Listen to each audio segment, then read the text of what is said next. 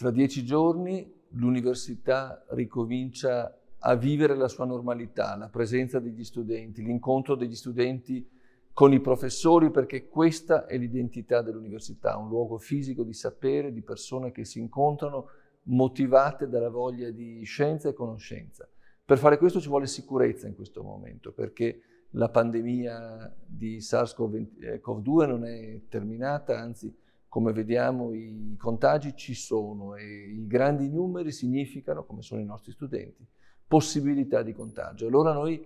stiamo lavorando, abbiamo lavorato per ripartire nella massima sicurezza. Ripartire nella massima sicurezza significa operare perché i nostri luoghi siano sicuri, perché le aule abbiano il distanziamento di sicurezza tra le persone, perché i flussi siano in sicurezza, perché ci siano le mascherine, le soluzioni igienizzanti,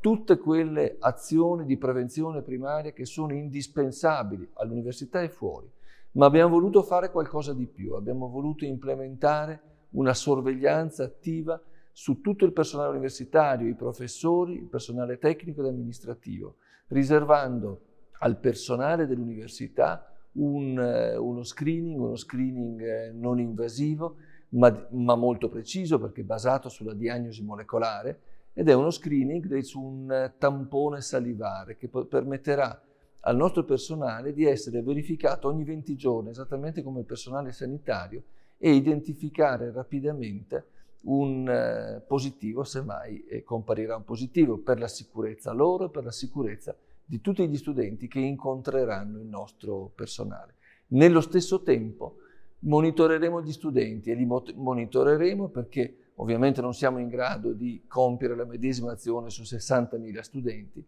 ma abbiamo modificato il software di identificazione della presenza in aula, indispensabile per sapere chi è presente insieme a un eventuale positivo, in maniera tale da identificare non solo la presenza nell'aula, ma anche la posizione nell'aula, così che quando avremo l'informazione direttamente dallo studente o dal sistema sanitario di una positività Covid, noi saremo in grado di identificare i contatti, quindi gli studenti che erano fisicamente vicini e che quindi erano a rischio di contagio. E su questi studenti opereremo esattamente nello stesso modo la diagnosi molecolare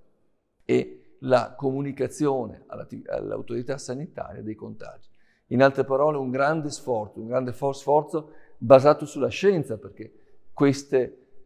analisi sono state verificate dai nostri colleghi in anticipo e siamo consapevoli e certi che offriamo un'analisi che ha un alto grado di precisione e lo operiamo perché vogliamo, come ho detto all'inizio, tornare a essere l'università delle persone, ma dell'università delle persone sicure.